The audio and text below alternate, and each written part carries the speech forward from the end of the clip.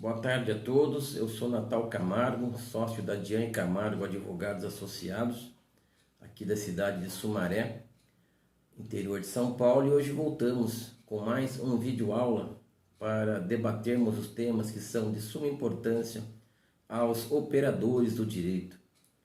Gostaríamos hoje de falar brevemente com os amigos, com as amigas, operadores e operadoras do direito, sobre o chamado princípio da insignificância ou princípio da bagatela aplicável no direito penal.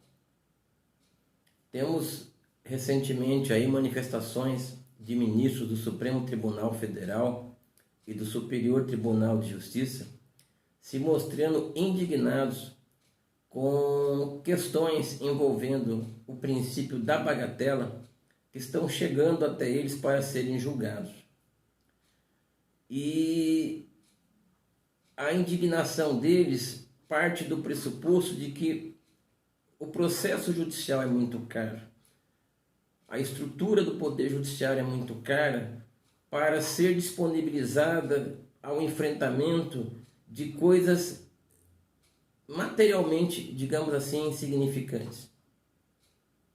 Quando você tem, por exemplo, uma pessoa que vai a um supermercado e furta 1 litro de leite, ele é autuado em flagrante, depois ele é denunciado, ele é julgado e é condenado. Então nós temos a máquina do Estado funcionando na fase da delegacia, quando o inquérito é instaurado para apuração desse crime. Nós temos a máquina judiciária funcionando quando dá-se início ao processo penal como um todo. Depois vem a condenação e essa pessoa apresenta um recurso, a questão então chega ao Tribunal de Justiça e por sua vez acaba chegando ao Superior Tribunal de Justiça ou ao Supremo Tribunal Federal. E no entendimento desses ministros, né, e também de uma boa parte da doutrina, o valor monetário envolvido nesse tipo de delito é muito insignificante diante de todo o aparato que tem que ser colocado à disposição pelo Estado para julgar esse cidadão ou essa cidadã. É exatamente isso que significa o princípio da bagatela no direito penal. O prejuízo, digamos assim, para a suposta vítima, ele é insignificante, ele é muito irrisório diante, primeiro, de todo o custo que o Estado terá que dispor para que aquela pessoa possa ser processada. Segundo, também é muito distante a possível pena que uma pessoa dessa possa vir a receber no processo penal se condenada perante o valor do objeto por ele furtado. Nós vivemos num país onde, infelizmente, a pobreza ainda é uma realidade, onde a fome ainda é uma realidade. E temos, em razão disso, visto sim muitas vezes pessoas entrando em supermercados, entrando em empórios e furtando lá 1 litro de leite, um pão, uma lata de, sei lá, de molho, um requeijão, um chocolate. Se você pegar esse item individualizado, vamos pegar um chocolate que custa aí 4, 5 reais. Perante o valor, esse valor do chocolate, perante todo o estoque que representa a vítima, que a vítima possui, ele é insignificante. O prejuízo para esse comerciante é insignificante. Eu sei que vocês vão dizer assim, mas poxa, então a justiça, a partir do momento que reconhece o princípio da insignificância e da bagatela, a justiça está validando, ela está referendando, ela está fazendo apologia a que pessoas possam sair por aí furtando chocolate, furtando litro de leite, furtando carne, furtando pão. Não é isso. A justiça não está fazendo apologia a esse tipo de crime, a esse tipo de comportamento. Só que a justiça entende que o custo para se processar uma pessoa que entra em um supermercado e furta, hipoteticamente, 1 litro de leite, é muito grande, é muito elevado se comparado ao valor do objeto que ele acabou furtando.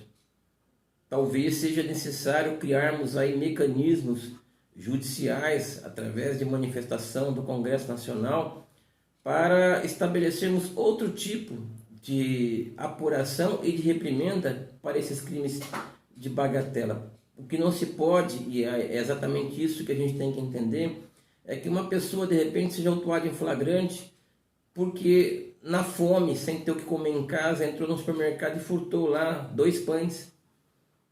Levar essa pessoa para a delegacia, autuá-la em flagrante, encarcerá-la, depois ela ser denunciada pelo Ministério Público, ao final ser condenada, ou seja, não se justifica o tamanho da pena que será imposta ao valor daquilo que essa pessoa furtou porque estava com fome.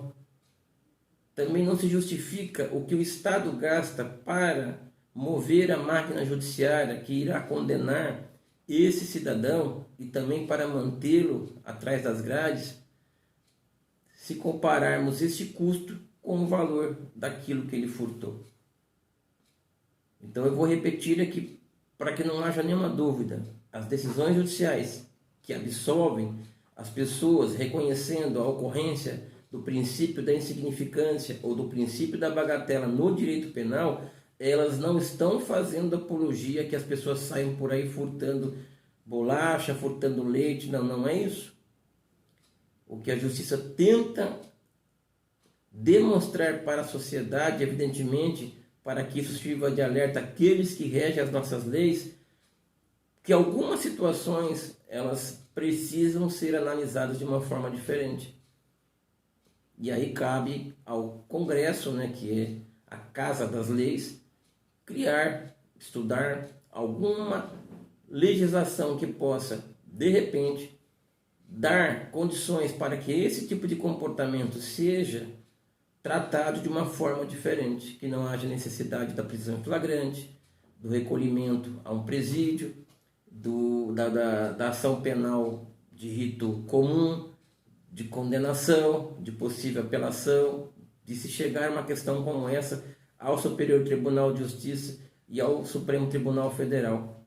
Nós sabemos que os tribunais de justiça dos estados, os tribunais regionais federais, o Superior Tribunal de Justiça, o Supremo Tribunal Federal, eles estão assoberbados de processos para julgamento, inclusive com questões extremamente relevantes para toda a sociedade. E de repente eles são obrigados a parar a máquina para julgar uma questão, como vimos aí recentemente, uma publicação do Supremo Tribunal Federal em que uma pessoa furtou um simples copo de requeijão. É isso que nós temos que entender.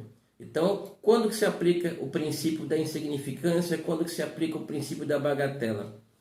Quando o valor do bem furtado, e aí no caso estamos falando especificamente de um furto, ele é muito insignificante em termos de prejuízo em relação a tudo aquilo que a vítima possui, a tudo aquilo que a vítima tem, e quando o valor também desse objeto furtado, repito, no caso de um furto aí, ele é insignificante a justificar que toda a estrutura do Poder Judiciário e da Polícia Judiciária sejam colocadas à disposição somente para julgar este caso. Então fica aqui a nossa mensagem de hoje aos advogados e às advogadas que atuam no direito penal, para que analisem bem essas questões que envolvem o chamado princípio da insignificância ou princípio da bagatela. Não é um princípio de aplicação generalizada, não, sem critérios, não é assim que funciona. Não vamos achar que todas as questões que chegam no Poder Judiciário podem ser tratadas como crime de bagatela ou insignificante. Não é assim que funciona. Os casos precisam ser analisados um por um, isoladamente.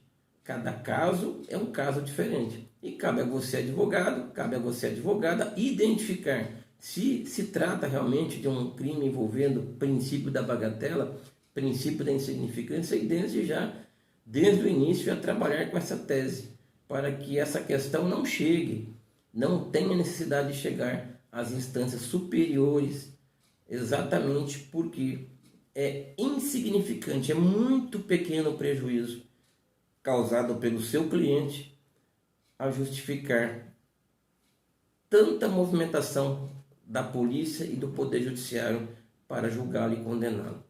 Um grande abraço a todos e em breve nós voltaremos com novos vídeos.